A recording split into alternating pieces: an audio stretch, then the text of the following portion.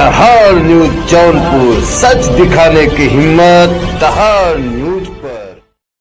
नमस्कार, मैं कपिलदेव सिंह। आप देख रहे हैं आपका अपना चैनल दहाड़ न्यूज जौनपुर, सच दिखाने की हिम्मत। जानिए आखिर फिर अनाथ हुई गंगा की दर्दनाक कहानी। उसके भविष्य को लेकर लोग हैं चिंतित। आपसे बता दूं कि अपने नन्हे कदमों से भाजपा नेता सुनील ओझा के घर को गुलजार करने वाले गंगा की नन्ही आंखें पिछले कई दिनों से अपने बापू की तलाश कर रही हैं। उसे तो खबर ही नहीं है कि बापू अब कभी उसे अपने कंधे पर नहीं उठा पाएंगे। ओझा के निधन के बाद अब 2.5 साल की गंगा के भविष्य की चिंता सबको सता रही है। आपसे बता दूं कि प्राप्त जानकारी के अनुसार पूर्व विधायक और बिहार के भाजपा सहप्रभारी रहे सुनील ओझा ने वर्ष 2021 में 3 महीने की गंगा को गोद लिया था।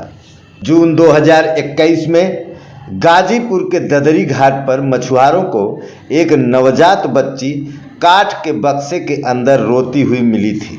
बच्ची के साथ विष्णु भगवान व दुर्गा माता की फोटो और कुंडली भी थी। कुंडली में उनका नाम गंगा लिखा हुआ था। वह 21 दिन की थी। गंगा को प्रयागराज अनाथालय से सरकारी प्रक्रिया के बाद सुनील ओझा ने गोद लिया था। उस वक्त उसकी उम्र गोद लेने की प्रक्रिया में बाधा बनी थी, लेकिन सरकार के मंत्रियों की मदद से वह गंगा को घर ले आए। तब से वह उनके साथ ही रहती है।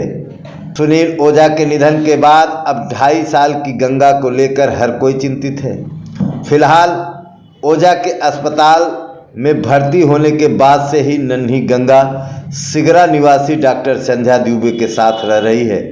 उसे तो अभी अपने बापू के हमेशा के लिए जाने का इल्म ही नहीं है।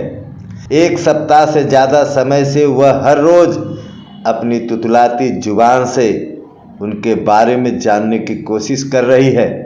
सुनील ओझा के मित्र नितिन मल्होत्रा ने बताया कि गंगा को अभी समझ तो ज़्यादा नहीं है। ऐसे में वह धीरे धीरे ही जान पाएगी कि अब उसके बापू कभी लौट कर उसके पास नहीं आएंगे। उनका कहना है कि गंगा अब हम सब की जिम्मेदारी है। जो अधूरा काम सुनील ओझा भाई छोड़कर चले गए, अब उसे हम पूरा करेंगे। सुनील ओझा के बेटे विरल ओझा ने बताया कि हम वाराणसी देर रात पहुंचे हैं। गंगा के बारे में कल ही आपसे बात कर पाऊंगा।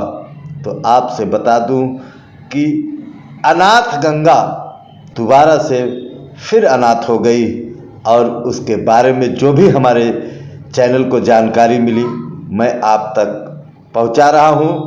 मुझे भरोसा है इस नन्ही सी गंगा को आप लोगों के ढेर सारा प्यार मिलेगा और ये गंगा जो फिर से अनाथ हुई है इसका भविष्य उज्जवल होगा, वो भी आपके आशीर्वाद से।